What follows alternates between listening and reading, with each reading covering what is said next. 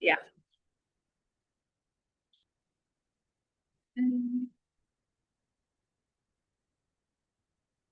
All right. Okay. Now that they're taken care of. All right. Yeah. I want to thank you all so much for coming and for joining us for Jamaicanisms, Jhanique Lovejoy and Kat Thompson in conversation. This conversation brings together Jamaican-American artists Jhanique Lovejoy and Kat Thompson for an intimate discussion about Lovejoy's exhibition, Likkle More at Dyckman Farmhouse Museum. Working across photography and textiles, they will reflect on the ethics and significance of incorporating family archives into their respective artistic practices. Together, they will explore how domestic archives and ephemera preserve the shared histories and cultural memory of the Jamaican diaspora. Jamaicanisms, Jhanique Lovejoy and Kat Thompson in conversation invites the community into an inspiring and thought-provoking dialogue about the histories we inherit and the stories we choose to carry forward for future generations. Jhanique Lovejoy, for those who may not know, even though you might already know, is a New York image maker whose practice engages with multiplicity through the lens of race and culture. Jhanique is known for her deeply intimate portrayals. I love your bio. Thank you. Thank you. Her deeply intimate portrayals of her relationships as a queer Jamaican artist, encompassing both familial and romantic connections. Utilizing alternative processes, collage, and insights from her musicology studies, she explores themes of family archives, love, and the preservation of Black family history. By delving into the complexities of recollection, Lovejoy's work serves as a testament to the multifaceted nature of Black Caribbean womanhood. She received her bachelor's in photography and ethnomusicology from Swarthmore College in 2023. She has shown her work at the Collage. Collage. Yes. With a K. Soho Photo Gallery, List Gallery, Kitao Gallery, Sotheby's International Center of Photography, Snack Melon, and the Cooper Union and commissioned work for the Baldwin United Fund. Publications carrying Lovejoy's images include Voices Magazine and ISO Magazine at NYU. And Kat Thompson is a lens-based artist and educator based in Virginia. Her interdisciplinary practice spans photography, video, textile, sculptural, collage, and installation. Through layering and material juxtaposition, she examines how images and objects functions as vessels for memory, history, and identity, with a particular focus on the African diaspora. Her work considers the construction of Black selfhood, exploring how cultural memory, ancestral inheritance, and lived experience converge across personal and collective narratives. Such a good diet. Her work has been exhibited throughout the Mid-Atlantic and Southern United States, including Page Bond Gallery, Visible Records, Tefra Institute of Contemporary Art in Green Space, Miami. She is a 2023 to 2025 Hamiltonian Artist Fellow. Thompson holds an MFA in Photography and Film from Virginia Commonwealth University and a BFA in Photography from George Mason University. During the presentation, if you have any questions for the speakers, please hold.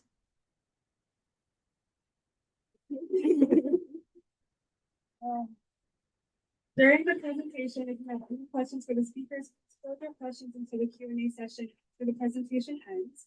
I also want to take a moment to sincerely thank our sponsors for this lecture, for this dialogue. The Cows Charitable Trust, the New York State Council on the Arts with the support of the Office of the Governor and the New York State Legislature, and the New York City Department of Cultural Affairs in partnership with the City Council. Now, without further ado, after that mouthful, join me in welcoming Jhanique Lovejoy and Kat Thompson.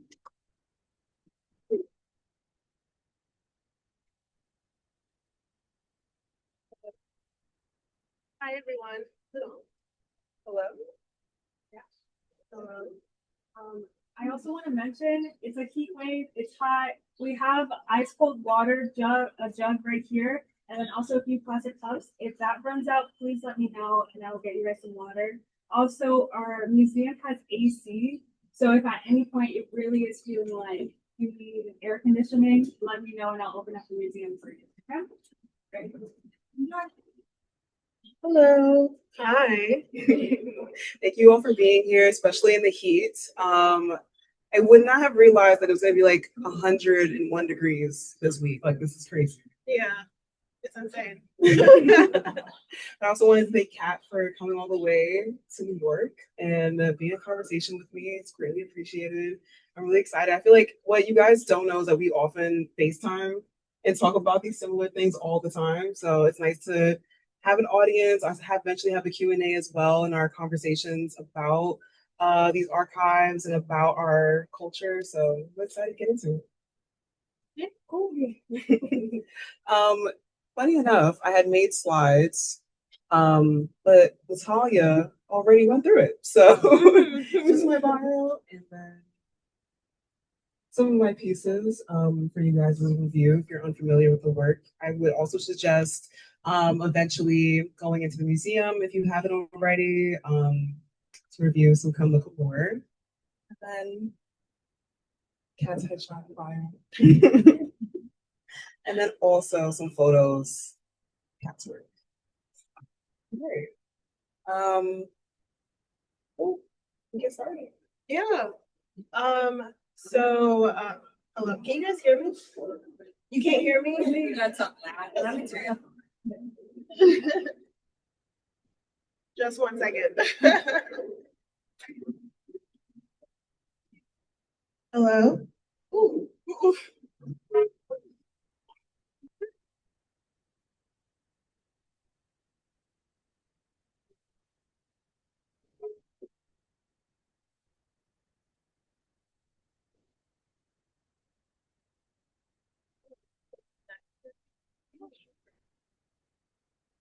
Technical difficulties, stand by.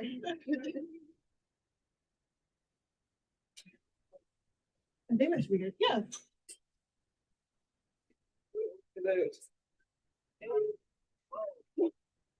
That was crazy.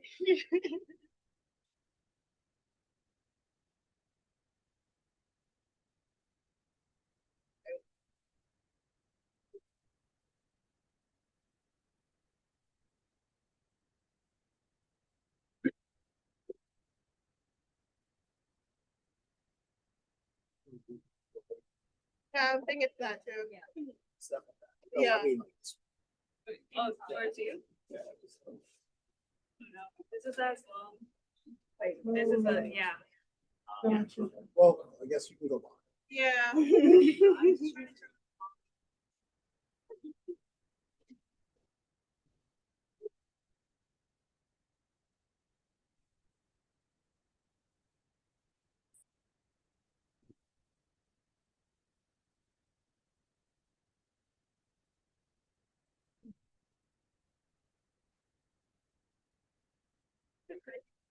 Oh yeah. I mean, we can also project our voices. Yeah, I think that's fine too. Over here. I think we need to accept. I can get the extension. It's in the text box in the first one. Okay, well, I can just project. No, it's fine. It's fine. So what, like Jhanique was saying earlier, we've been over the course of a few months have just been FaceTiming and discussing your show and how we have these common like aspects throughout our own work where we meet photography and home and material and storytelling. But I think like the main thing for us is our connection to our heritage, which is Jamaica. So for me, I was born here. My entire family's from Jamaica. So my work is sort of the opposite of yours. I'm more trying to reconnect through material with my culture and my family. And using my family's archives, just like Jhanique does, is the foundation of my own work. So what I found interesting was that connection to like the domestic home. And what I wanted to ask you, yes, what I want to ask you is the exhibition suggests that living rooms, bedrooms, and display cabinets function as archives. What can domestic spaces preserve that former archives cannot?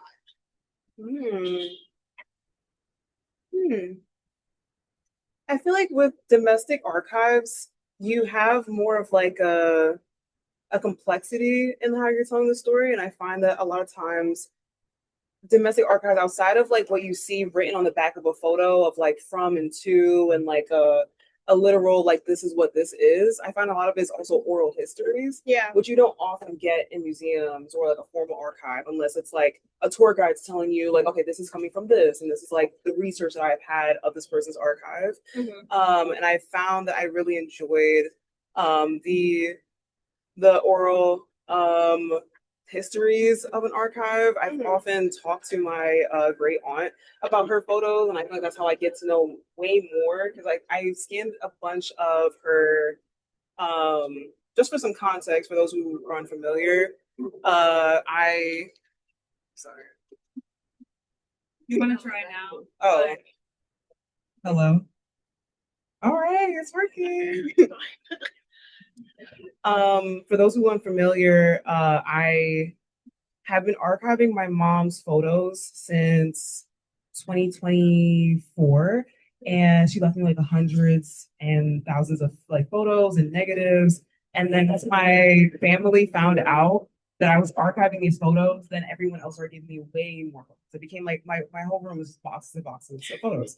And one of my great aunt, Aunt Jean, love her, she gave me so many of these photos. A lot of it is like panoramas from her travels in Greece, or a lot of it could be, let's see, she has this like little pocket book of like these portraits. And a lot of it was flipping through, like, who's this random woman? And she was like, well, this lady from church. I love her. And I was like, okay, cool. And like, these are stories that you'll never get unless you actually interact with people. And that's like a part of the domestic archive that I feel like I really appreciate. And you don't really get that from, I mean, like the formal archiving practices are very important, getting sure like the condition reports and the provenance. So that's very essential in the archiving process, the metadata, all of it. But like the oral history is something I appreciate.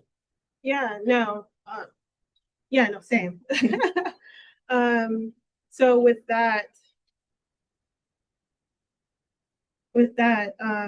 oral histories, what stories do you think everyday household objects carry that photographs alone cannot?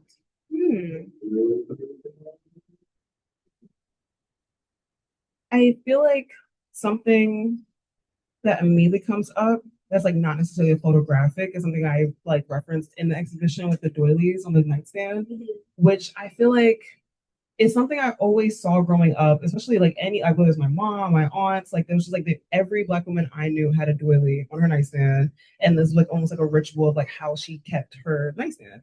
And I feel like that was something that wasn't necessarily photographic, and I did consider like having doilies in like a picture frame featuring a photo at the same time and like letting that be the art piece. But then once it was like, I don't know, like the Dyckman Farmhouse was like my first ever site specific installation where I had so many like already like objects I had to work around or work with, and I never had two dressers to work before. And I was like, well, this is a literal time to have a toilet. It's a great time. So I had one, and then there's another dresser in the exhibition. So I wanted to have like a juxtaposition of these two dressers. One is my mom's dresser, and one is supposed to be mine. And it's like a really interesting comparison because I don't have a doily in my dresser right now. I would love to, and it's like a homage to all the women that I've grown up. Yeah, no, I agree. I remember growing up, my own mother and grandmother also had those doilies. I think my mom actually still has a doily in her dresser right now as we speak. But what I find amazing is how you're able to, thank you, how you're able to sort of release yourself from the photograph and then incorporate other objects that are so dear to not just you, but like to the family space in general. Like so the dressers, like I would never think to include a dresser in an art space and or even have it associated with art. But what also is great with the show is how you recreated the home. And it's my first time seeing it. I've seen many photos that I will like but many photos. But in person, it's I have to give you your flowers because how do you also feel about utilizing everyday objects because they're not normally welcomed with art, If they are, then they are subverted, or they are then transformed into something, they kind of recontextualize the meaning of that object. Yeah. But with you, you're actually just being very didactic with it, and then including these other aspects of like, photography, Yeah. different ephemera, etc. Mhm. So how do you feel about using every object? It was so, I feel like there was so much that I wanted to consider that I almost struggle at like the beginning stages of planning the exhibition, because I was like, at what point do I stop? Like there was too many things to consider. Like I kept coming back to the museum and walking around like, I could do this, I could do this, I could do this. There was an original plan where I was gonna have a TV in the exhibition, and it was gonna play these CIN videos. Like if you're unfamiliar, CIN is like this like Jamaican like news station, and they have like, they interview people, they have skits, and like so many different like things you can watch on CNN. It's like only on Sundays. That's like a very particular channel. Yeah. But I was gonna like find the recordings on YouTube, get like a CRT TV, which is like those old school TVs where like you feel the static on the front and everything. I wanted to have like that like level of 2000s experience of going into this room. Did not happen, but it was, I mean, it's something I can still consider and do. But it was like there was just so many ideas of like how I want to like really like the art space is taking you there. Like the feeling of like I'm literally here. And I feel like I met it halfway through the calling cards, which is something I grew up with. I grew up with a more tactile experience of it where you would use a quarter and scratch off the back and then use that code to then call Jamaica, which then went away once WhatsApp came out. But they're like more like they look more like debit cards. Like there's a guy on eBay who collects calling cards around the whole world, and he's amazing. He has so many Jamaican ones. But yeah, to touch back to your original point, I appreciate that. And this is like my first exhibition that I wanted to get like as specific and tangible as possible and less like theoretical. I feel like there's definitely theory there, but it's not as like the stuff that I'm reading, it's more the stuff that I'm originating from. That's great. Thank you. You're closer. Perfect. So what also caught my eye, with us both having photo as like our main medium, was your usage of cyanotypes. But how you, in a way, alter it to where it's still explorative, but it is also true to its nature. And the cyanotype, I'm referring it to as like the blue archive. For those who don't know that much history about cyanotypes, it is this process where you can utilize, it started with nature. So like leaves, flowers, etc. And then you basically put it on top of the photographic paper, cloth, etc. And then you expose it to sun, and then you rinse it off, and then you have this beautiful indigo blue. But how you went about that as being the blue archive, I thought it was great because it shifted away from photo a little bit, and you almost created like these little mini time capsules. But utilizing the cyanotype as the main anchor for that, but also viewing, black skin on blue is also beautiful.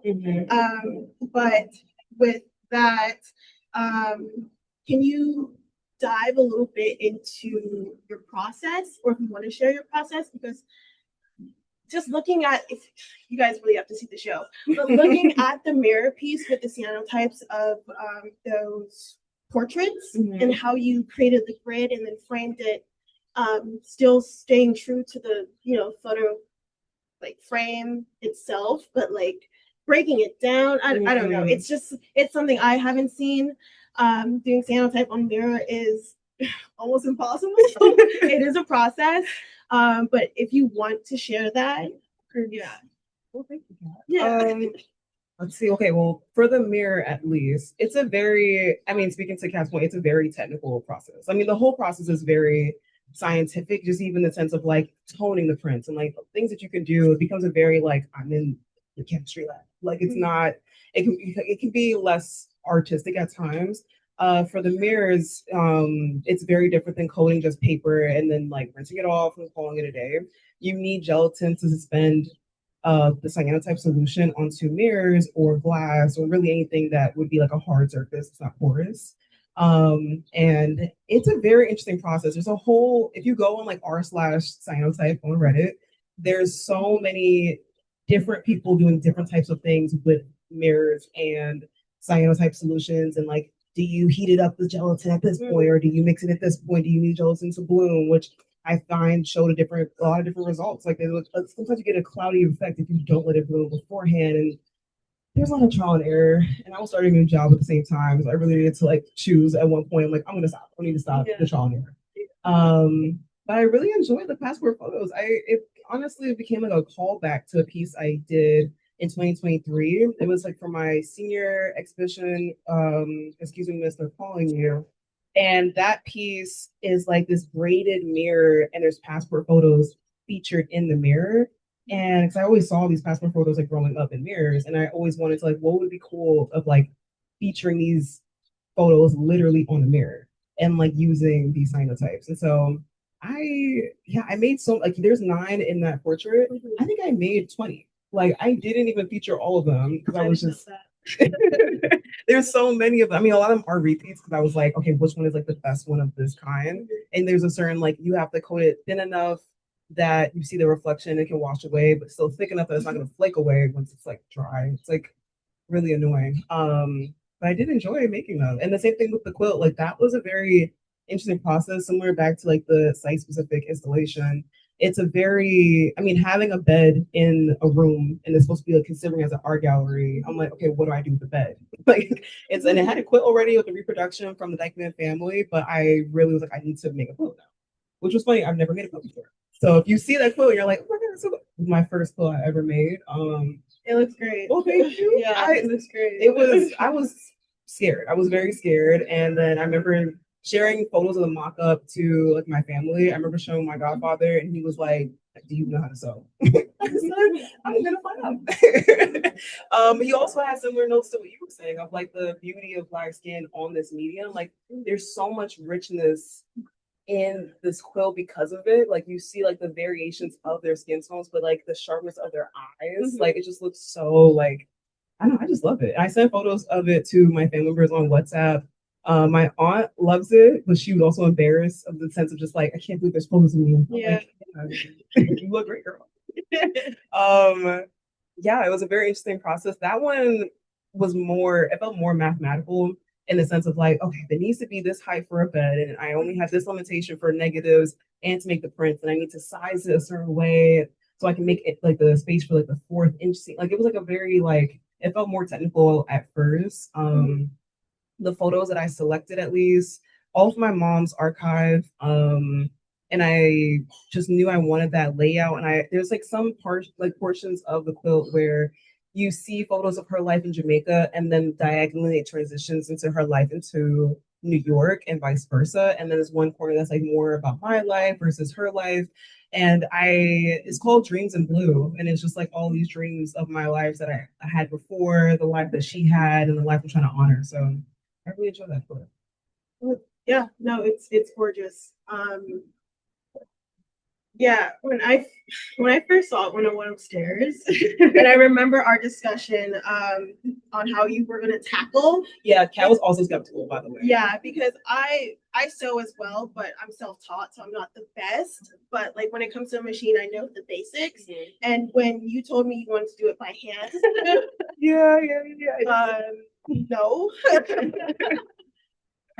But it worked out. It's you. gorgeous.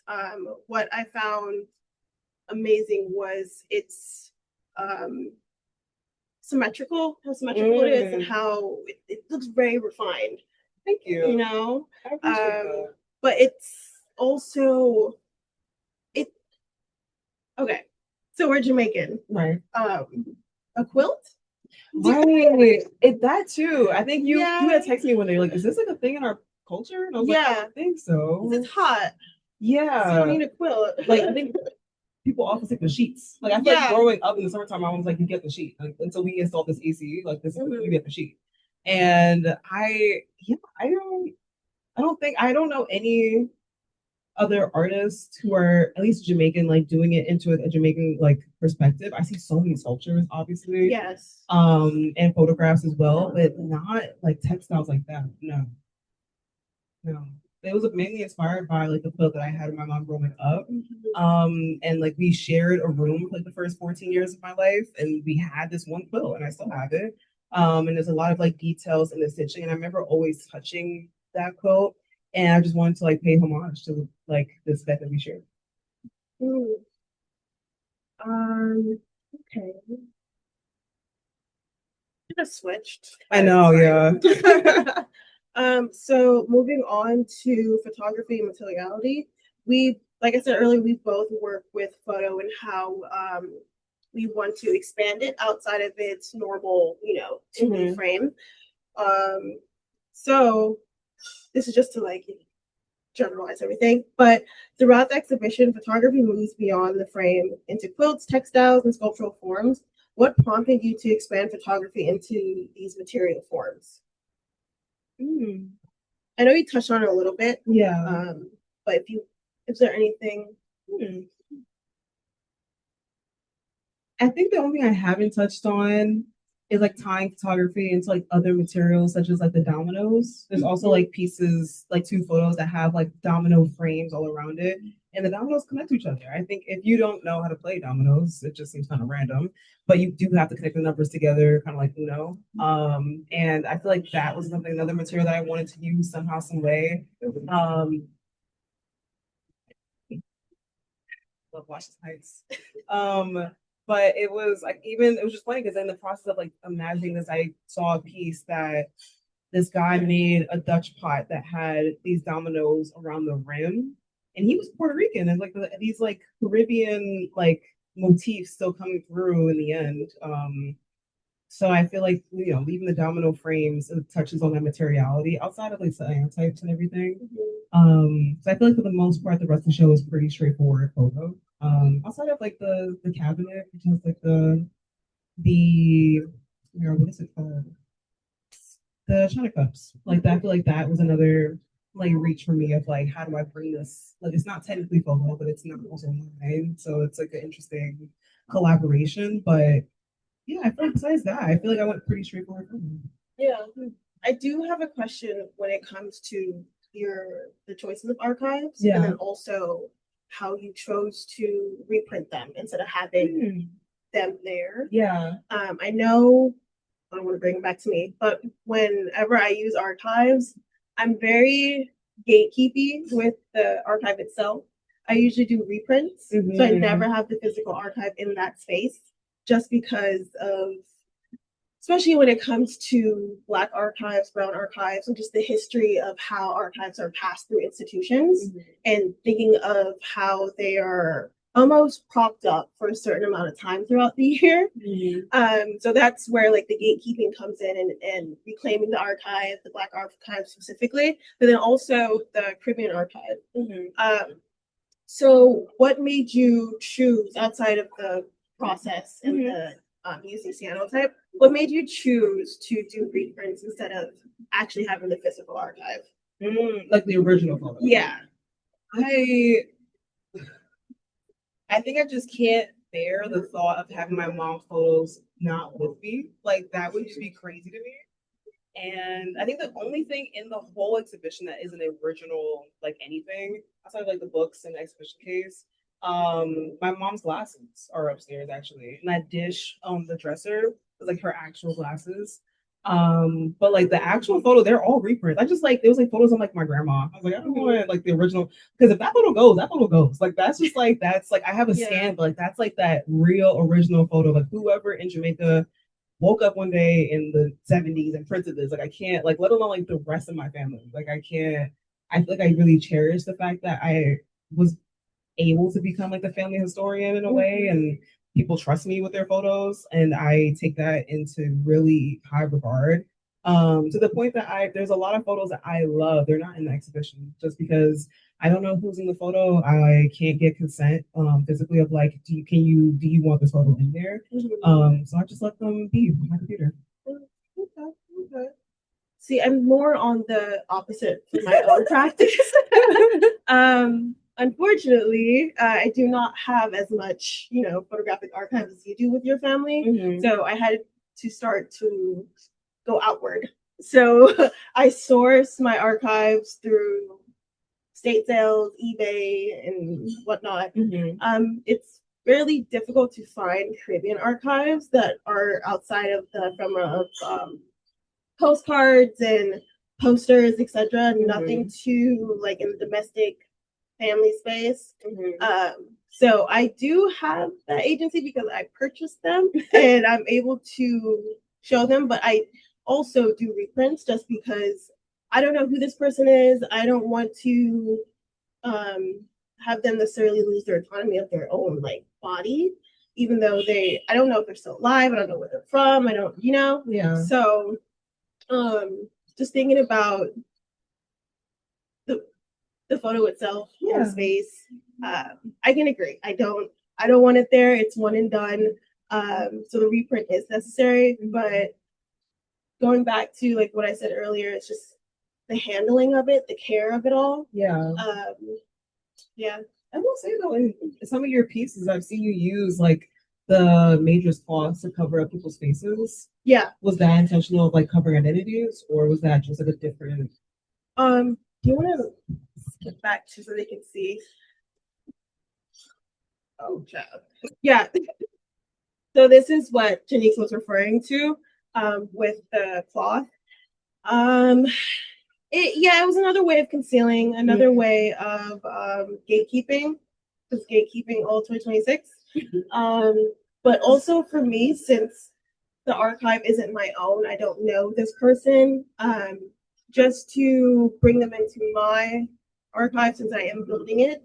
And then also giving them my own identity, which I am Jamaican. And then also giving them their own, agency back. Yeah. But then also just gatekeeping, just hiding the Fair. faces and concealing and not having Black bodies just so accessible. So that's where these two pieces stem from. Yeah. You can still do this one. Another thing I wanted to ask you was sourcing your material outside of the photographic. Yeah. Because I did see some of the dolls. I saw dominoes. I believe it was a record. Yeah. So are those yours from your personal, or were you? It depends. It depends what they are. Gotcha. I would say the records are mine, not from my family though. I've been going to the same film studio to develop my film for the past 10 years, and they opened a record store together. And I went, and they have a huge reggae and dancehall collection. Like we're talking like stuff like my mom listened to. And I'm like, where did you? And like, they're not a Jamaican record store. And so every time I go, I'm like, let me flip through and make sure it's anything I want. So I'm like, I love it. And they had Koof by Shelly Thunder Love. My mom loved that song. And so I had to buy it. It was $3. Easy. And then I also got I think Give Me the Light by Sean Paul, $3. Bought it. Like it was just like an easy, like I have to have it. Like that's because it's like I feel like I build my own archive for myself as a Jamaican. There's a book in there. Those books are mine, I will say. The books are like there's one of like the art of dancehall. Love. It's literally this amazing archive. And they did research of like scanning these dance hall flyers in the US, in Jamaica, in Toronto, and as well as Japan, and like how they used to advertise for dance hall parties everywhere. And so I flipped to a page and I was like, okay, it's really cool. Which I ended up showing like one of my cousins in Queens. She was like, yeah, I went there. I was like, I used to go all the time. So I was like, okay, cool.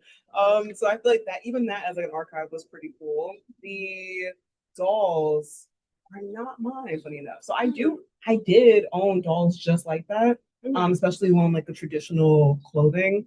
When my mom passed and I had to move out of the apartment that we shared, that was one thing I forgot to pack and take with me. So then I was always thinking about it. I told my aunt, and she was like, "You can have mine." I was like, "It's fine, keep yours." It's the exhibition case is a recreation of her. She has this like corner in her living room, like this Jamaica corner of everything. Like there's a patois dictionary, there's the dolls, there's a photo of Obama. Like there's just like a little, a little bit of everything. And so I wanted to recreate it because I always like I love going to her house and seeing like if there's something new there. And so that is all that. The dolls though are from Jamaica. They are from Montego Bay. My girlfriend ended up going to Montego Bay the same year, so I asked her to get me some. Oh, nice. Yeah, it worked out. Yeah, they did. They did. Oh, my brain.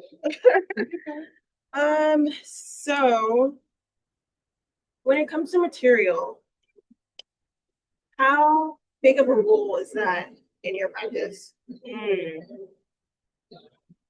What do you mean, like in the? Both.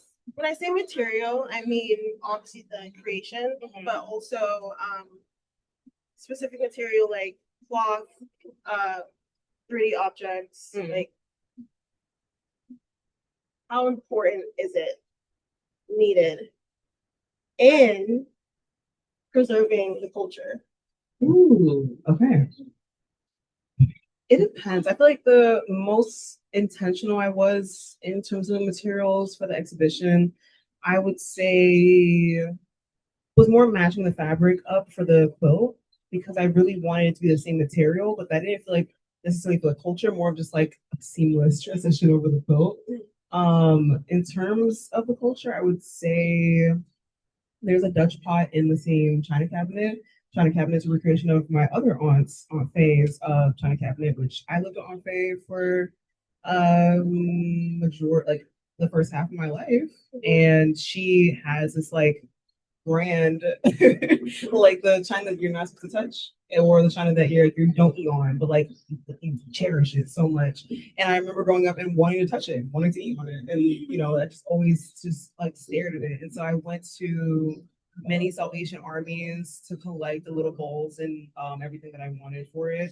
The Dutch pot was like something like, I feel like the one I grew up looked different. This is definitely a more commercial style version. I feel like it's the only way I can get like a really authentic Jamaican one would be going to Brooklyn or Queens, but I was constantly here. And so I got a Dominican one.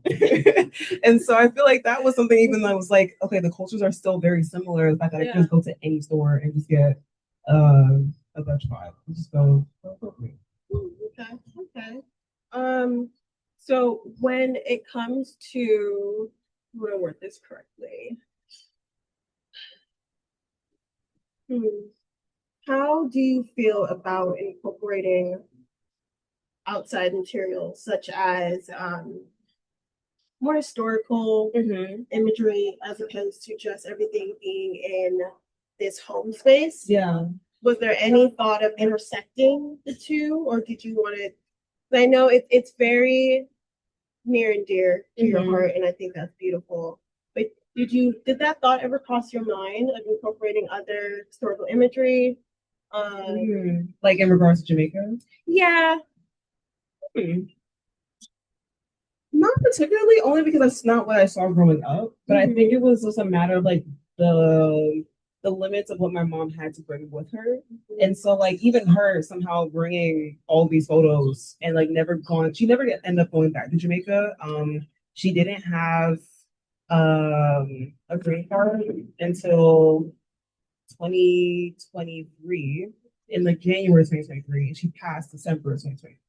So she never ended up going back and collecting even more. My aunt texted me literally last week, she's like, your mom was a great photo stealer. Like she still all these photos all the time. Like she would just go to the house and be like, so cute. And then like that's her archive. And so I feel like I am continuing that history, not a stealer, but like definitely still building my own archive of a sort. But in terms of historical images, I didn't see that really growing up. I feel like I saw more of like maybe like Jamaican prayers or proverbs on the wall. More so like or like sculptures of Aki. Like it was more just like I'm Jamaican. Like doesn't matter how long I live in Queens, I will always be Jamaican. Like it's a very like do or die Jamaica. And so I didn't really see historical things like that growing up. If anything, I heard it more like orally, just like, let me tell you what happened this one year when this person was running for office. And they're like, oh my God, I can see it. Okay. So it's really, and I feel like it was more of like orally, not necessarily like visual. Okay. So for including text, I think that's also another material. How did you go about incorporating that as well? Even with the name of the show, Yeah. I thought that was important because I haven't seen from other Jamaican artists where they actually use patois. Yeah. So how crucial was that for you? Ooh. So I did see some text on some collaged works that were framed. It was very crucial. I feel like one, I was partially inspired by your exhibition. You had one called Enough Love. And I was like, well, I have to, you know.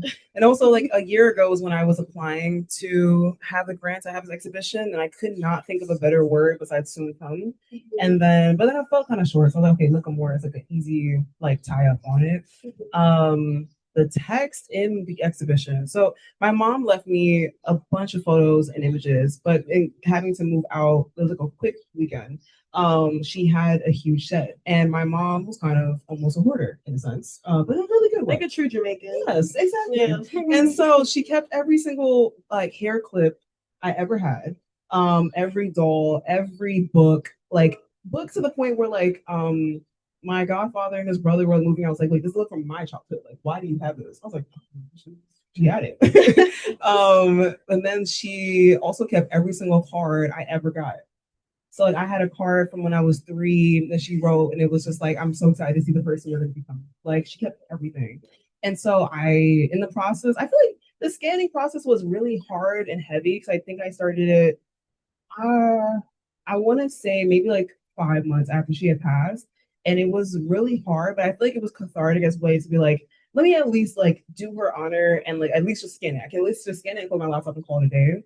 And it was nice just to have like such an archive of these letters as well. Like, she wrote me so many different letters, and the letters featured in the exhibition are actually not even from like when I was a child. It was like when she dropped me off, I want to say either junior, yeah, it had been junior college. She dropped me off in college and wrote these like notes on the Hampton Inn like notepad and slipped them in my desk, and I didn't even see them until she like left. And I'm like, all right. So then I'm like opening like everything up, and I see these beautiful notes of like, one day I'll tell you how much you changed my life. Or like, one day I'll always tell you this. And it's like all these beautiful notes that I scanned and I just kept it. Like at the time I wasn't ready to create anything. And there were so many moments where I was like, if I was going to, I couldn't. Like it was just too much. And so I feel like seeing her handwriting and like matching like all her seeing how her handwriting changed, even from like the photos that she used to write on the back of things I feel like it really, I don't know, I wanted to just still have like a touch of her throughout the exhibition as well. It's lovely. I love that. Yeah. No, I think that's a great personal note and personal touch. That's really lovely. Thank you. It's very lovely cards. I used a bunch of them. I did this. Was it then? There was a series that I did. It felt like a prelude, honestly, to Soon Come. It was called A Veneration of Time. And it was truly venerating like her work. And it was really honestly like truly starting the rest of this exhibition. And that's when I was really like doing collaging with the text and the imagery. And then I feel like that's when I continued into it. What I found throughout the show was just the incorporation of every like hub or offshoot of what an archive is. And how you just seamlessly combine everything from the text, from the photo, from the 3D sculptures to really create this immersive experience. And I think that's what you do beautifully. And that's really sweet. But I think the material part is so important when it comes to just the preservation, not just culture, but of family. Especially now where we're moving farther away from tactical things and things that we hold precious. And I think that this show is to counteract that, but also telling your story and telling your mother's story and both your journeys, because also time is such a present thing that is just echoing throughout every piece. And even with this, the museum itself is like a encapsulated piece of time. I agree. It feels like just walking inside, you're like, okay, the scenes are so well. Like it's just like it just feels like I'm definitely in someone's home, and I definitely wanted to take people into like what my life was like, especially even the beaded curtain. That curtain is like a recreation. Oh, recreation. So I keep like saying it. A recreation of like I went to Jamaica once when I was 2. I went with my aunt. There's like maybe one photo in the exhibition like of me in Jamaica. And I haven't been back since. I want to go back. I just haven't. I wanted to go back with my mom, and then it never happened. This year, I feel like with everything with this exhibition, like it definitely needs to happen now. But yeah, the curtain. I visited my mom's adoptive mom in Jamaica, and she had a beaded curtain in her kitchen. Like it was a long one. I remember just like having to like literally parse through all of it, and it like kept hitting me in my face, and I didn't want that experience for you guys, so I made it a very short curtain where like it shouldn't really touch your head. Also, it was a bead. It was like a wooden bead, which I initially was getting into in terms of materiality. But they look funky. I have a very particular look for this exhibition, so I went for like more of a very very fine glass bead instead, which was like I used like about 5,000. It took forever, but I appreciate the experience for it though. Yeah. The the material. The material. Exactly.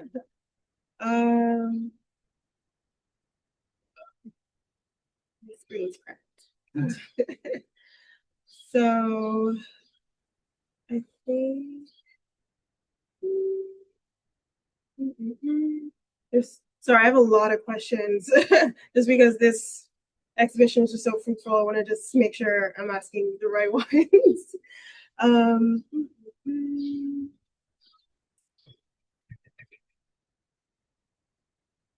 So this is like a very broad question. Since we both work with domestic archives, what do you think constitutes an archive outside of the institutional space?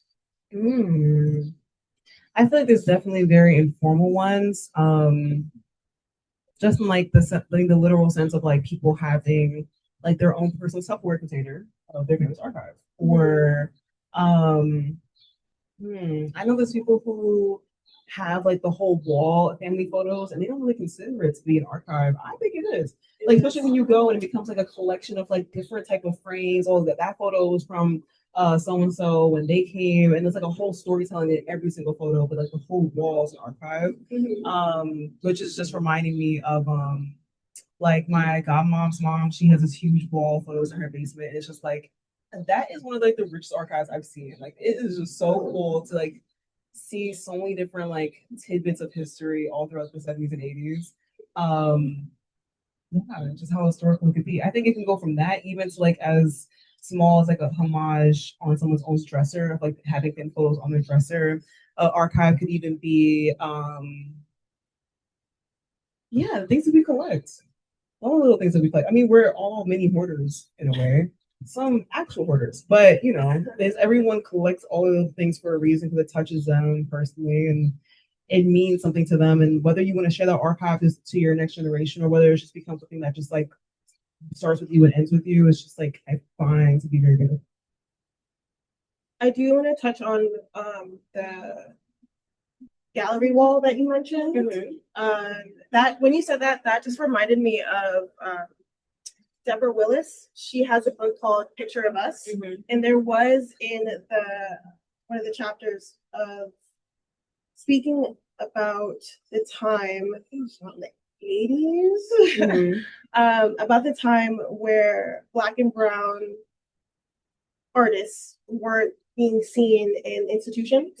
And another way to counteract that was to have our own archives, basically our own artwork of our history and time in the format of a gallery wall. And just thinking of that, it's something that's it's something that we overlook. I think outside of just Black and brown. I think everyone who has a gallery wall. Yeah. I know my first introduction to that was my mom's own gallery wall that she Mhm. still has because it's a mixture of photos, but also text Yeah. through accomplishments and how those combined, yes, tells a story, but it's really showing the lineage, then also showing what we're capable of. Yeah, for sure. Yeah. So I just think that the gallery wall is just something that is so it's something that I think we just need to revisit. Right. I mean, I feel like it's becoming like if I feel like people who do it like take like a very maximalistic approach to it, which I also love. I feel like that's something I see in your work. I don't know if you would use the word maximalistic. No, I am. Okay, cool. Yeah. That's good. Because I feel like you just like the way you transcribe your thoughts onto a wall is very like it just feels so like there's so much going on onto it Mhm. where I find it hard to get anything out sometimes. So it's very impressive to see you just like do moments like this. Yeah, and I think it's a reflection of I guess my me being Jamaican, and we're just loud and very Yes, expressive people. Yes. And also our history is so deep and Mhm. it's so rich, Mhm. and there's so many different things that are overlooked. Yeah. There's things that aren't talked about enough. There's people who aren't talked about enough. Yeah. So yeah, that's how like I approach it when it comes to having a maximalist approach. Yeah. But then also just thinking of Deanna Lawson. She had this one piece that I'll never forget when I saw it at MoMA. It's called Assemblage or The Assemblage. Sounds so familiar. It is reminiscence of a gallery wall, but also those moments when we were younger and we put photos and posters and just collaged it on the wall. Just to be like this encapsulated history, sort of say. But yeah. I don't know. When you said that, it just like sparked something in me. And it was just I just had to say it. Thank you for sharing. Yeah. So we can go on to the next one. So since we're both Jamaican, you write about not having returned to Jamaica since you were 2.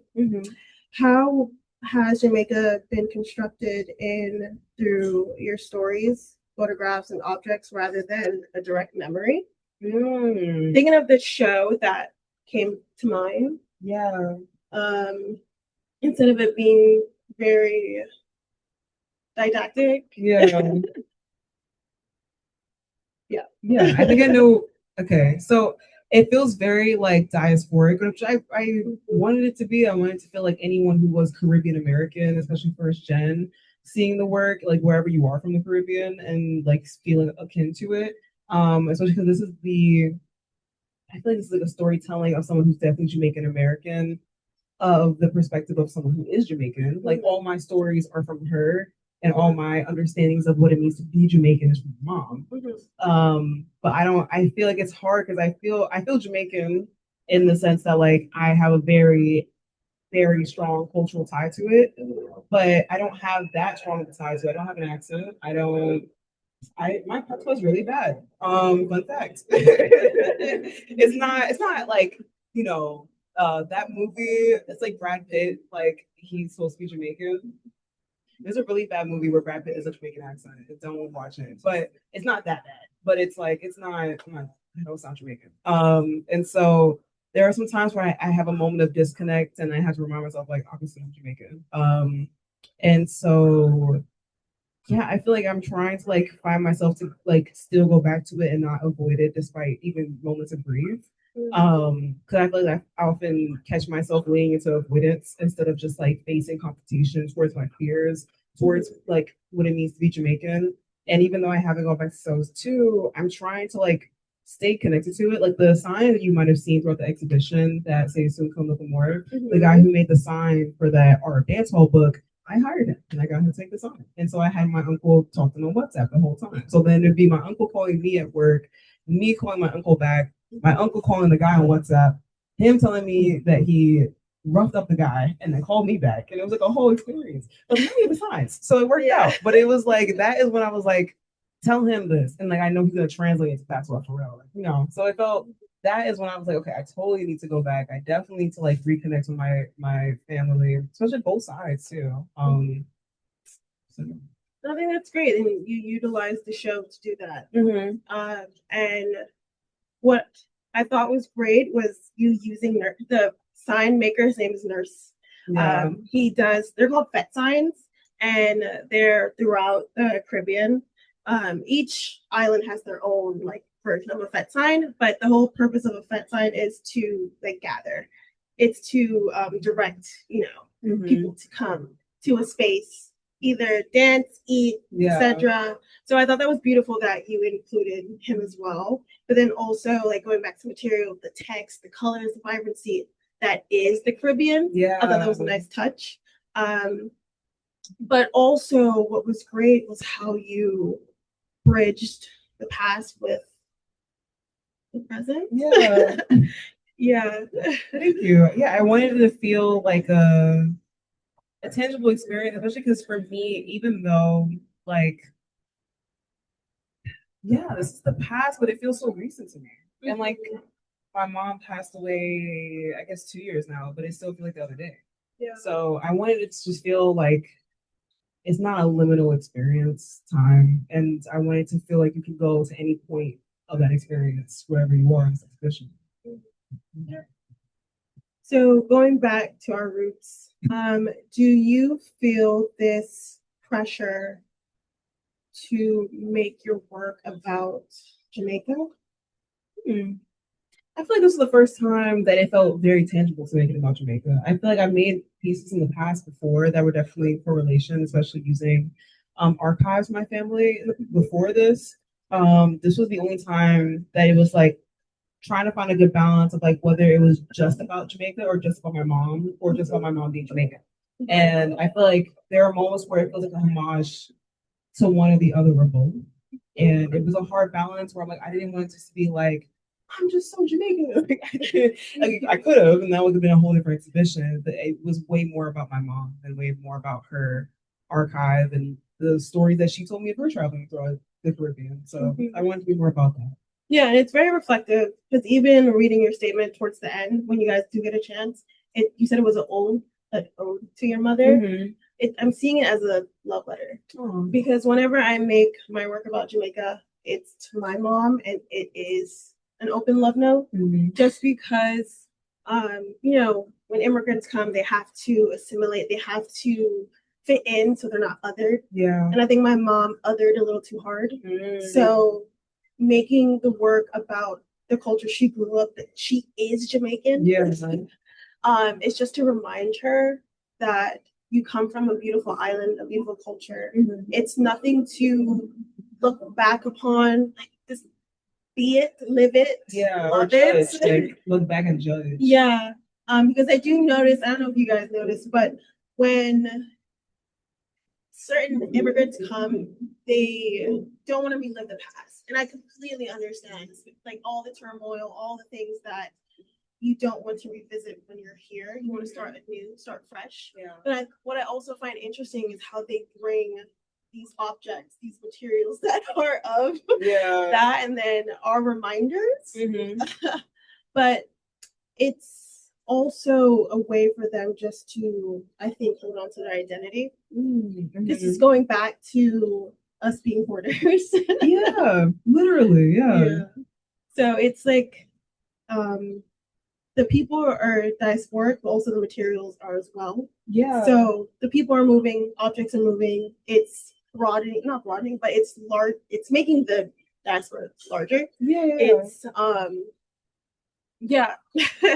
But I think even like the term hoarding touches on that point because it's like these are people who either welcome it or distance themselves from the culture, but at the same time are collecting hordes of themselves and different collections of being Jamaican. Like in so many different ways, to the point where, I mean, my mom kind of did it in reverse, where she would collect only American things and then ship it in a barrel back to Jamaica. Oh, the blue barrel. That's what I'm saying.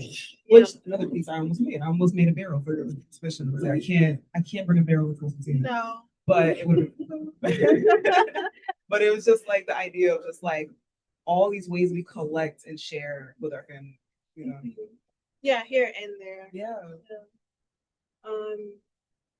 Yeah. So do you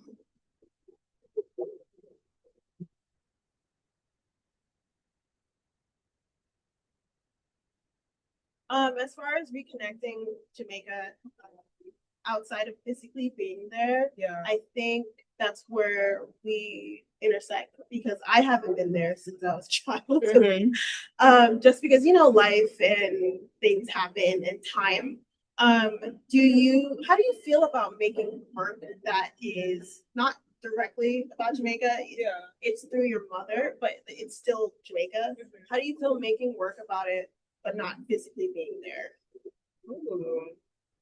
Like, I know sometimes that's a hurdle for certain Caribbean artists. Yeah, so how do you feel about that? I feel like for me, I try to stay in touch with my aunts and uncles who are still there, so I can still remain connected and stay true to whatever narrative I'm trying to explain, as well as not be like voyeuristic in like telling that story. Like I don't live there, and so like I can have my own perspective of what it means to live there, but I don't live there, and I don't want it to seem like, you know, I'm in New York capitalizing on like everyone wants to hear Jamaican stories. Let me just tell like this one Jamaican story that I know. Without like, I don't want to tell it back to my uncle and be like, that's not even true. Like, so I would rather it's like they're closer to the truth. I'd rather it be what I know is true, be my truth. Yeah. Stemming off of that, when it comes to your work, do you feel that, because your work is not political, but in a way it is. Yeah. Not so much the narrative, but the material. Yeah. The utilizing the different ephemera, the physical objects, the dolls and whatnot. Yeah. Like, do you feel, especially with the cyanotype, too, and then constructing it into a quilt? So that process in itself is a little, But do you feel that your work is, when it comes to material, let me just rephrase that, a little bit political, when it comes to utilizing this material, this process, this medium, but not doing what it's intended for? Interesting. Because I think every artist can be a little political. I mean, Obviously. I mean, we are political. Yes. I've never thought about it like that. I feel like, at least in regards to the cyanotypes, I'm gonna have to think about that.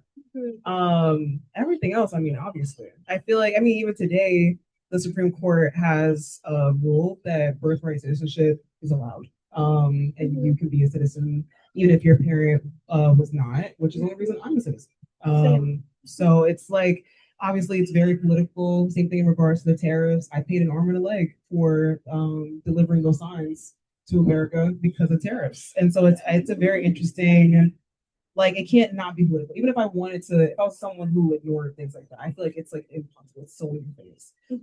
Same thing, my mom not having a green card, all the limitations that brought to her life, and seeing that growing up, I feel like just really opened my eyes as a child. Like, it was, I remember the day that she got her GED, and she went to like your college to do it. And I remember when she came and it came in the mail and how excited she was. And she was like, okay, now I can do this. Like, there were so many different things where she was already her own adult in Jamaica, and then had to come to me into America and have so much different rules to abide by. Without any proper documentation. She didn't have a debit card. honestly, I feel like I must have been in middle school. Like I remember when she was like, "Oh my god, I went to Bank of America and have a debit card." Like she was so excited because I feel like we lived a very like cash like household for a while. I mean, I didn't know any different. Also, it was the early 2000s. I don't think cars were like that accessible, but it was just like I just remember how much it meant to her and like that being great. So, Yeah. in terms of material, I'm gonna have to think about that more. I didn't really consider that. Yeah, it for me, I when I was walking through it, Mhm. just even just through our conversations, but actually getting the chance to see the work and seeing how you're not uh you are expanding the frame, you're expanding photography, you're expanding cyanotype. Yeah. The cyanotype itself has been in these domestic forms, but I personally haven't seen a cyanotype quilt. But then it's also doing what quilts are supposed to do, um, Fair. both physically, but then also metaphorically, where quilts also have this purpose of storytelling and um, utilizing the quilt as a way, as a means of storytelling, but also as a way of like guidance and a way of sort of constructing your narrative. Yeah. But also, I think just the formation of everything too. But then the story is also not under the guise of being this this like I don't know the typical like I don't know how to word it, but there's something there that is very fruitful when it comes to the process and the material and how it is sort of pushing pushing what photography, it doesn't need to do what it's normally doing. And yeah, that I definitely yes. It's Yeah. very untraditional. I think that's something that's really important to look at in the show is the photographic work. Just because they're, like I was saying earlier, just this push to have more like tactical things, tactical work, and yeah, and that's how I'm seeing it as political. Everything is very like you can touch. Nothing is fully framed except for the cyanotype framed grid of the passport photos, and then also some of the collage photos. Everything's very free. Yeah, that's true. Yeah. Interesting. I don't consider these things. Yeah, you got to. Yes, Yeah. I feel like this is like the first time I've had a show up for so many months that I feel like by the time October comes, I'm gonna have a whole different idea of what it means to me. And I think that's the beauty of showing work and having it in the space and having it exist and having it just do its thing. Yeah, because then you're able to see the nuance in your own work, and I think that's gonna I do have another question or two. Okay, so.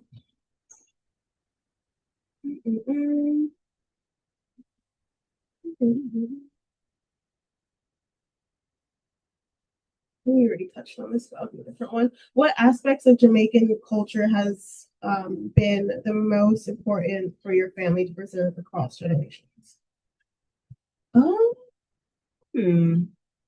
Especially thinking of like the diaspora. Yeah, I feel like it's gonna have to be photos. Like, I feel like I've only had such an amazing archive to work with because everyone's collected such a beautiful archive for such a long time.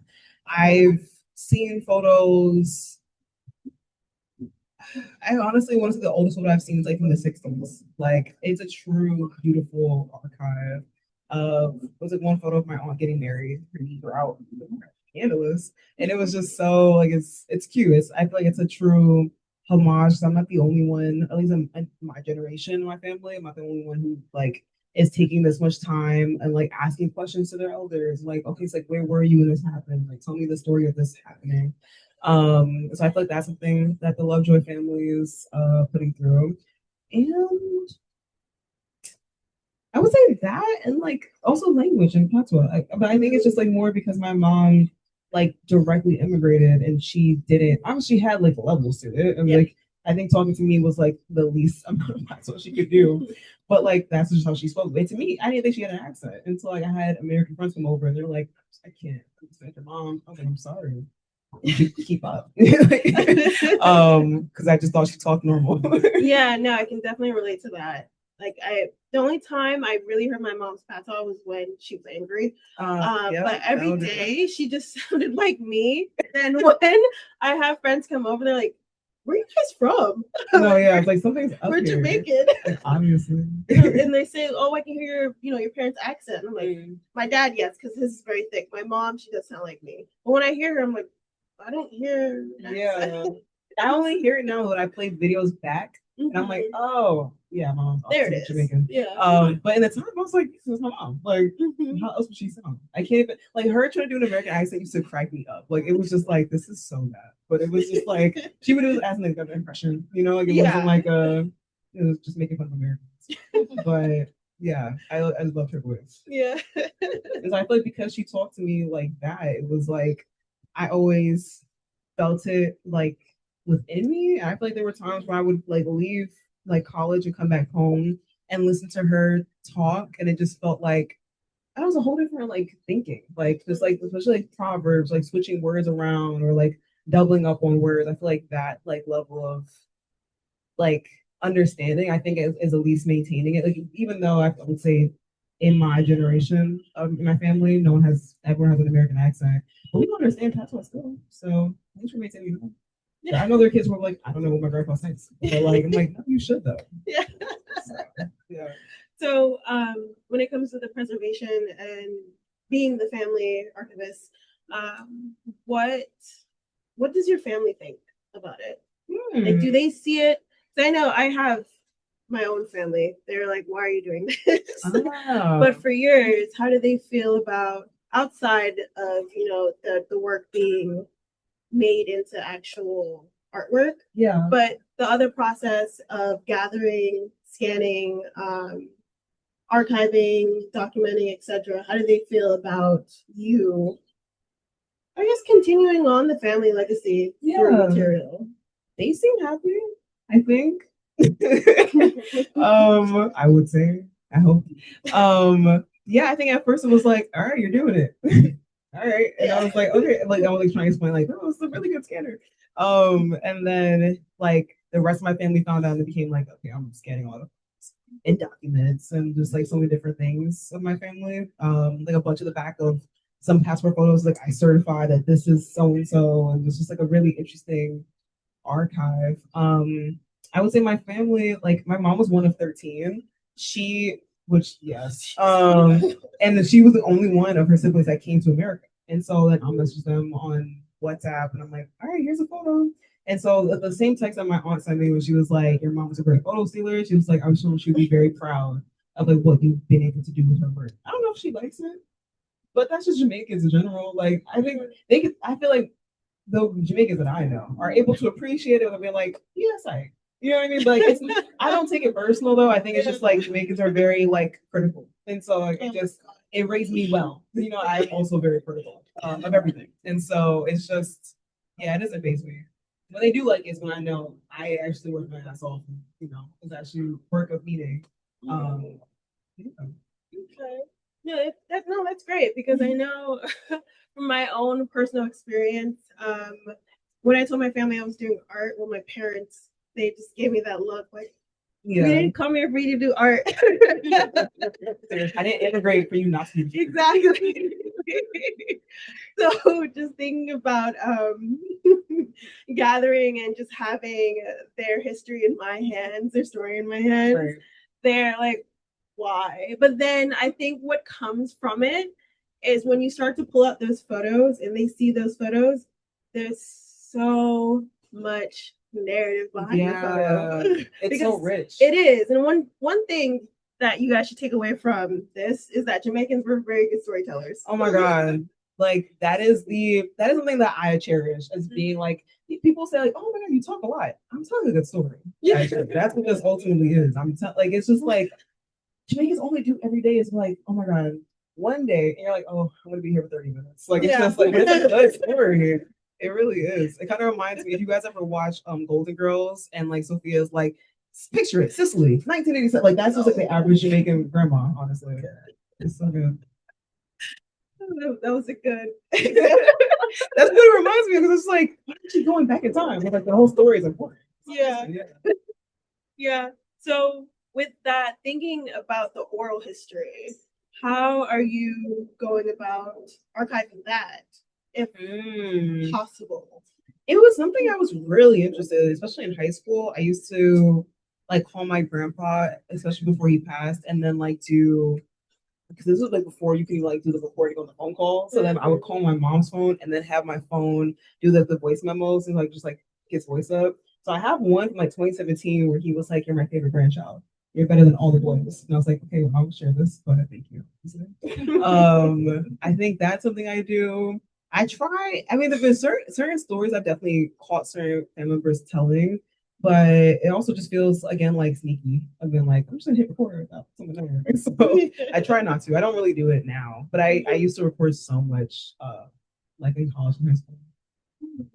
No, that's great. I started to do that as well with my family. Yeah. Just because it's, yes, we have the photos, we have the physical, but we don't have the oral. Yeah, We like the don't- literal story behind this. Yeah, exactly. We don't have outside of the history books the people who were actually there. Yeah, yeah. And having their own assessment to, you know, what happened during that time, that era, etc. But I think that is another archive that's also overlooked is like the oral and audio. Yeah, yeah. And yeah, so I think when I saw just going back, see the record, Yeah. just thinking of different forms of audio being archived within our own culture in the diaspora.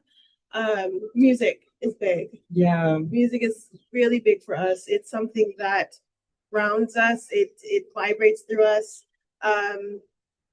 Yeah. So do you? Because I know you have some music. I do. I did study music in college. Yes. Yeah. So yeah.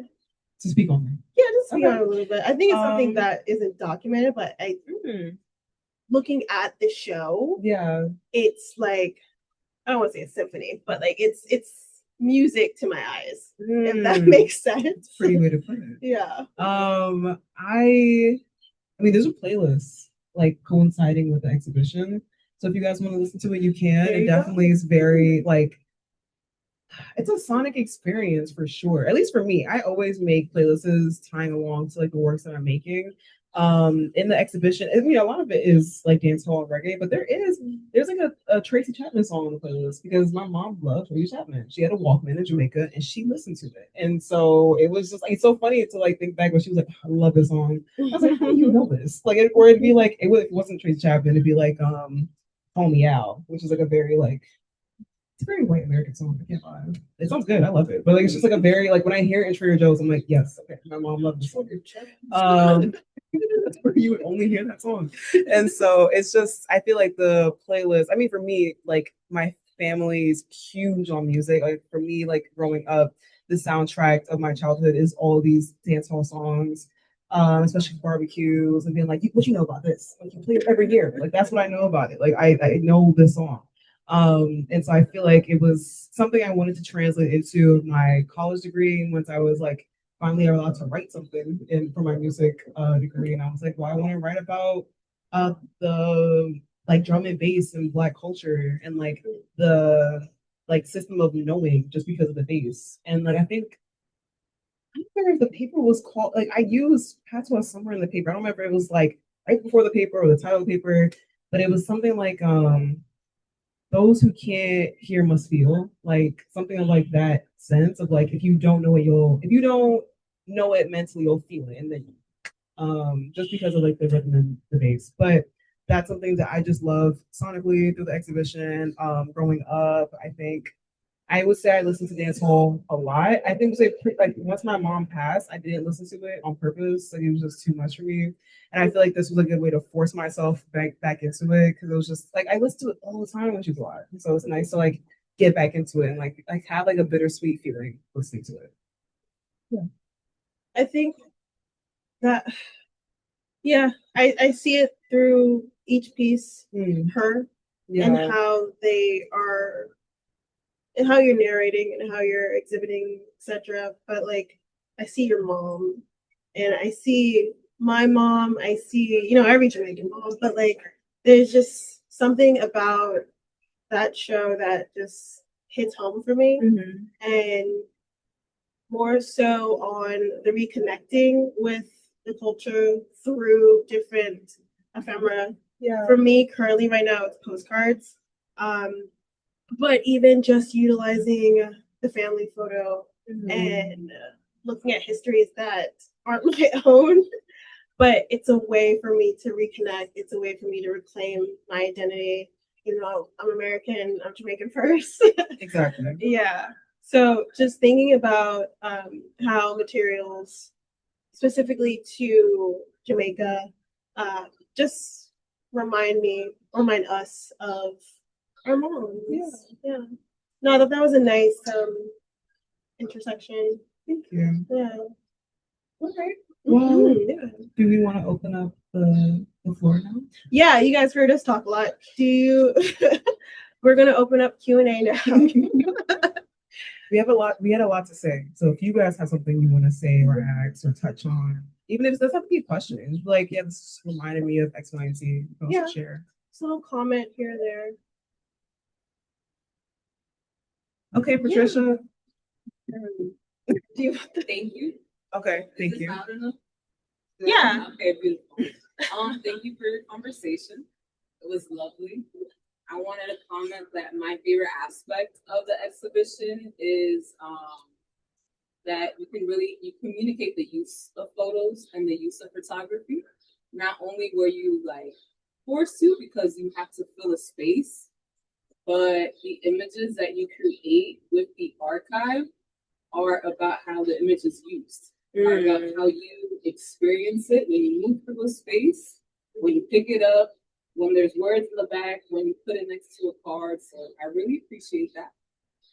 And I want to ask, as an artist who creates self-portraits, as a photographer who creates self-portraits, how do you feel that the experience of working with an archive full of images that people did not take of themselves, that others took of them, how does that influence your self-portraiture? How did your self-portrait influence your use of these images?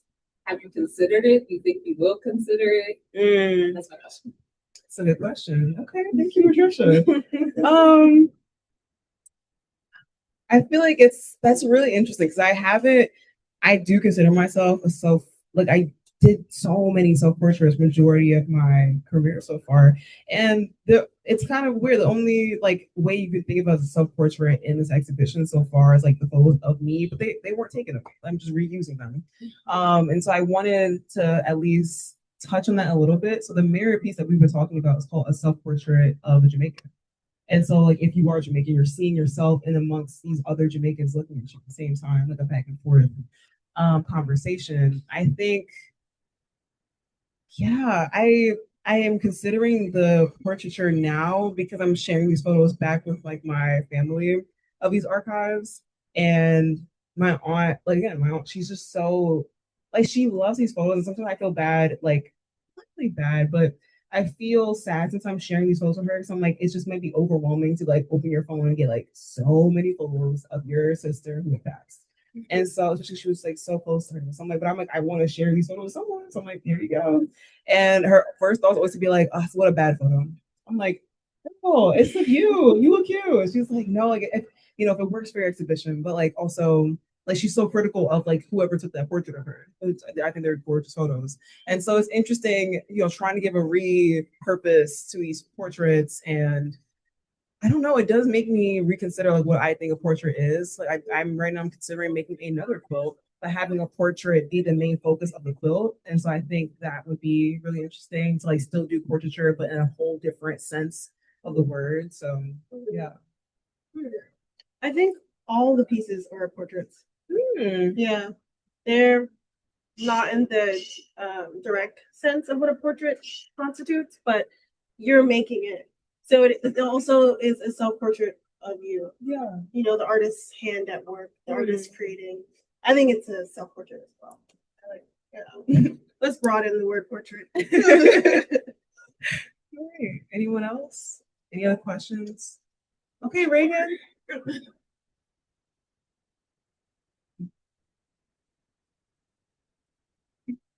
Yeah,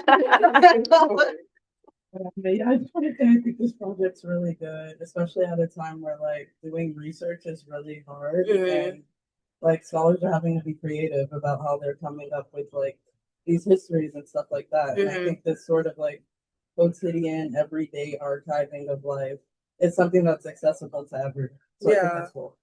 Also, this made me think about like transnational identity. I study Black migration, so what I found really interesting was the quilting, like quilting being a sort of Black American way of telling history, and then you using this Jamaican story for the quilt. It's a really good example of like sort of the breaking away of nation that scholars are trying to do now, especially with like diasporic thinking. Yeah. So I'm interested in how much you thought about that, like sort of like I guess like dipping into this sort of Black American culture and this Jamaican culture and knowing that that's all a part of you. Yeah. That's a great question. It is. Thank you, Reagan. I love scholars. That is so interesting. I feel like I learned how to make that quilt from my friend Cheryl. Like every single time I mention that quilt, I have to thank Cheryl because it wouldn't have gotten done without her. Thank God for her sewing machine. Thank God for her mind and her hands and everything. She is from the Ivory Coast, but she learned how to quilt in the South actually. And so she studied with a lot of these older Black women. I think it was in either North or South Carolina, and she learned their quilting techniques and then translated it to her West African like storytelling traditions in terms of like indigo dyeing. And so I feel like maybe that's another reason how it translated into me of just like adopting a Jamaican sense of it and like learning how to quilt from her, understanding quilting, and like us both being Black American, but in a different sense. Like it was like a very interesting process of like relating to her and like her being from the Ivory Coast and like speaking French and listening to like Martinique music, me being Caribbean and like sharing other things to her. It felt like a very like transnational experience as well, just quilting together. So I agree. I like that. Okay. Anyone else? Comments, thoughts, feelings? Yeah.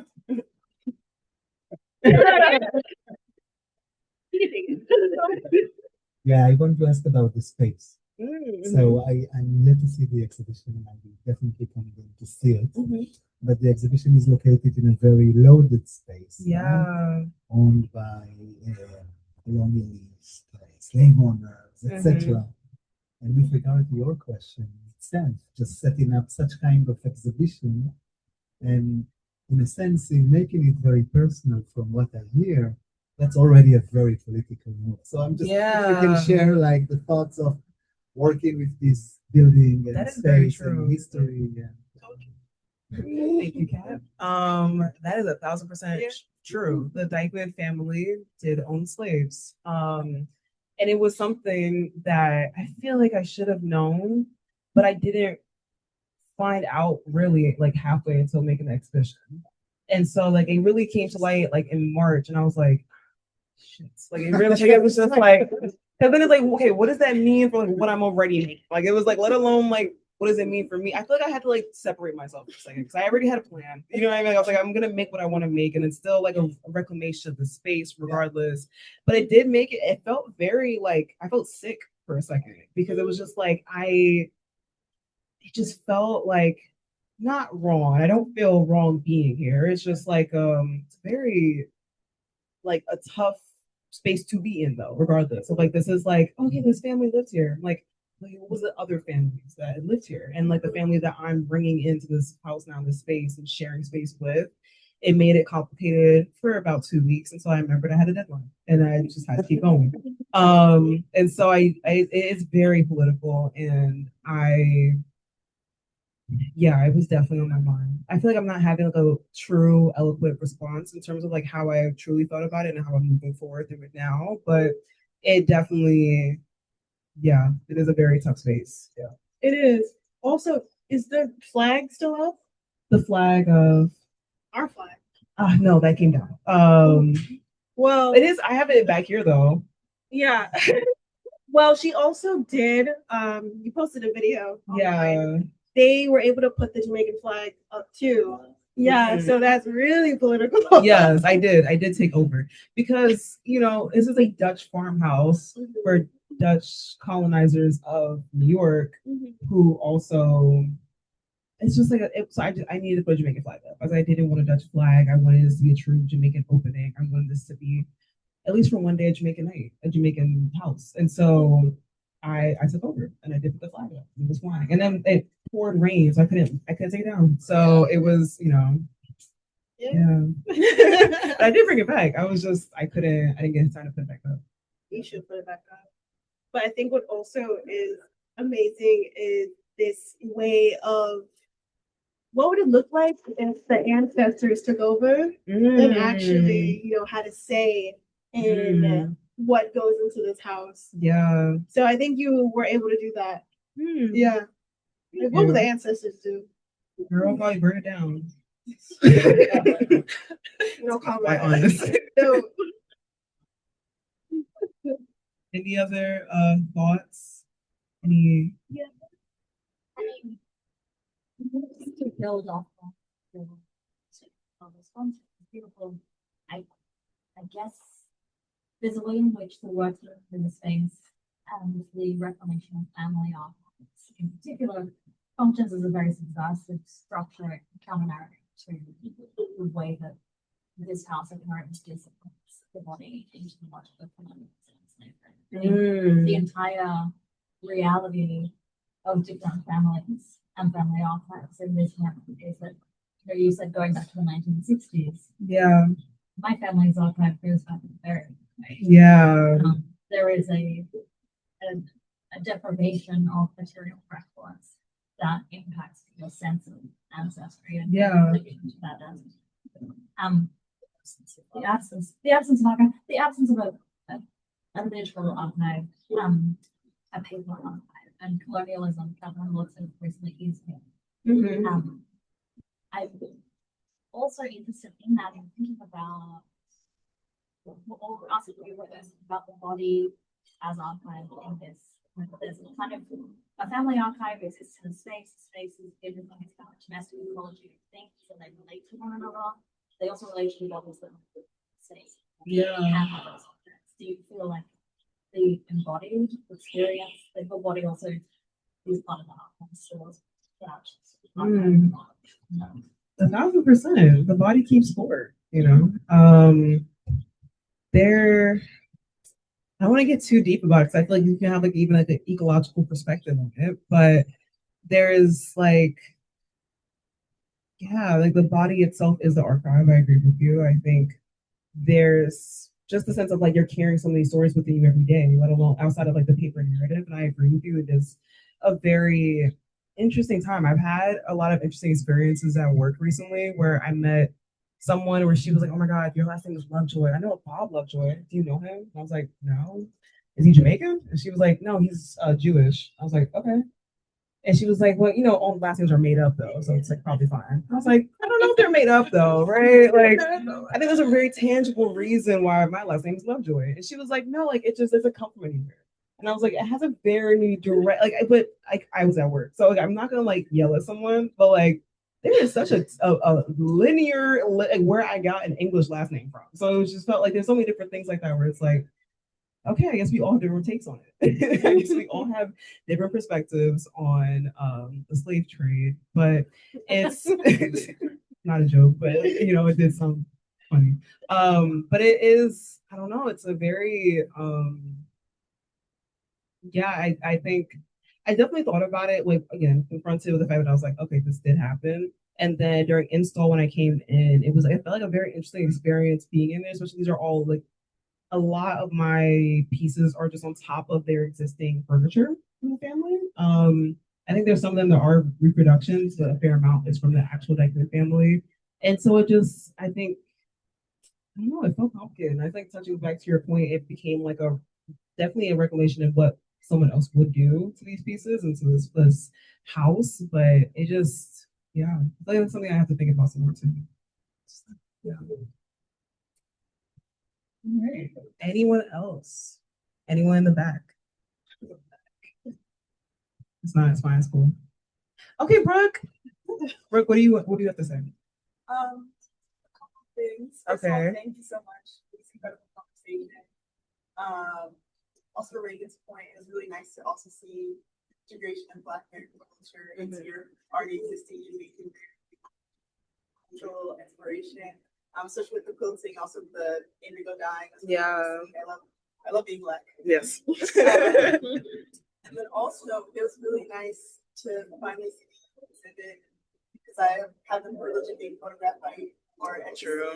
kind of your trajectory a little bit as an artist. So my question is sort of like as you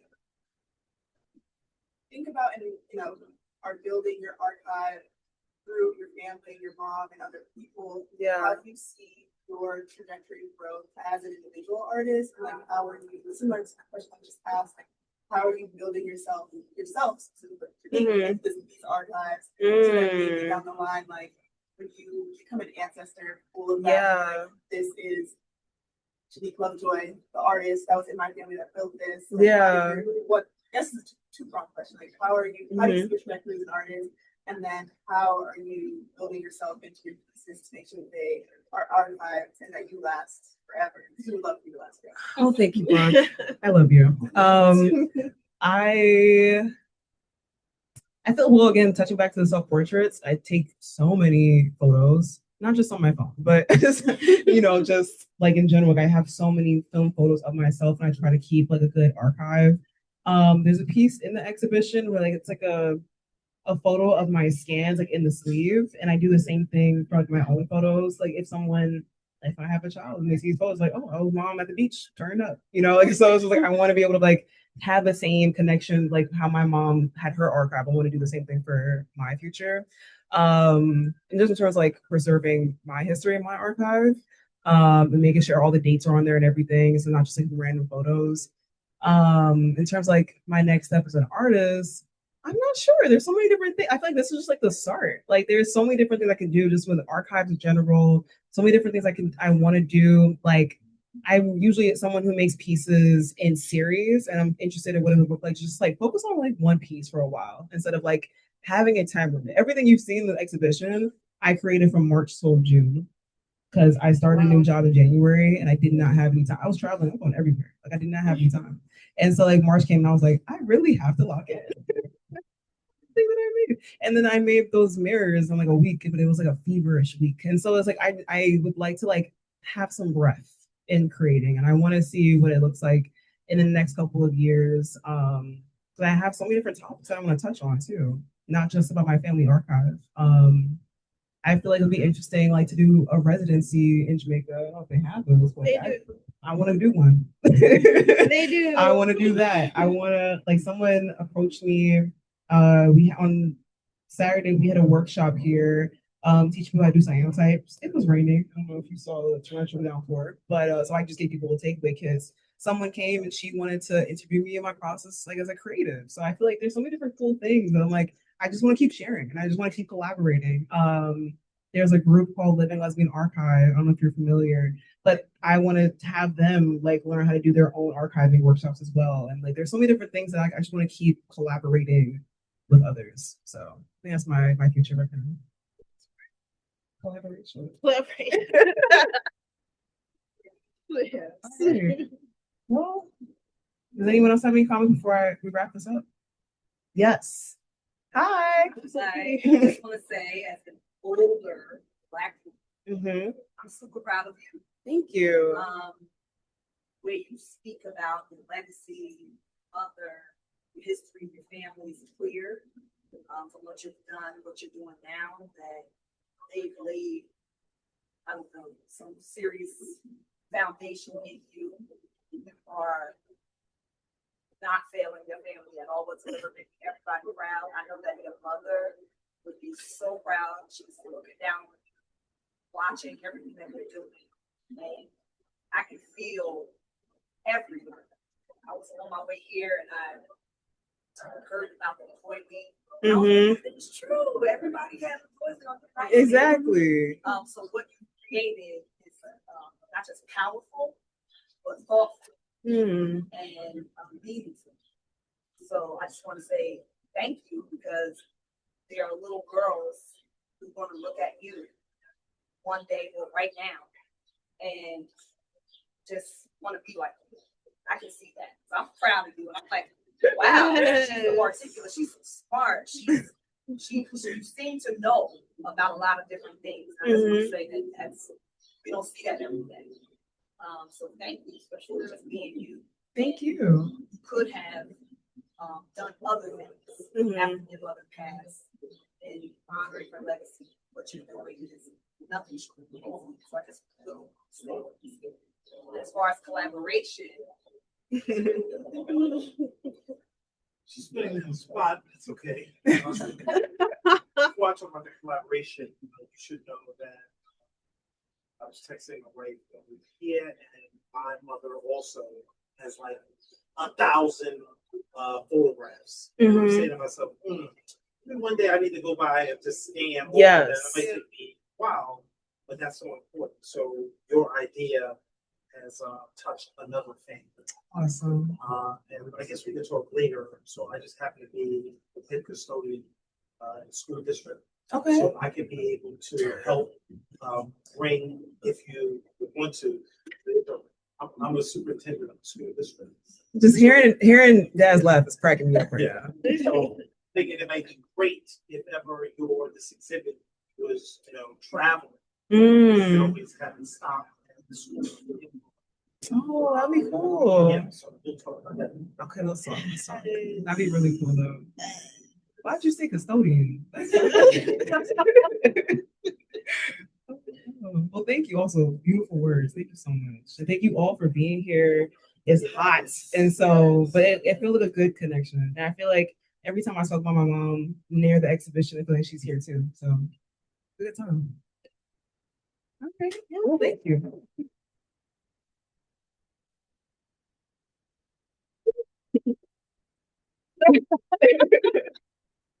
All right, well, that's pretty much it. Thank everyone's on Zoom, by the way. I forgot that this was recording. Thank you for watching. Time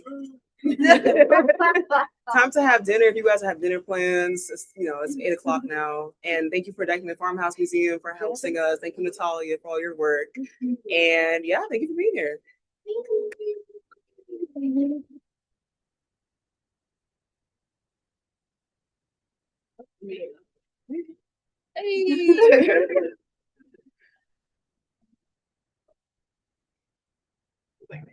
Hold on, sorry.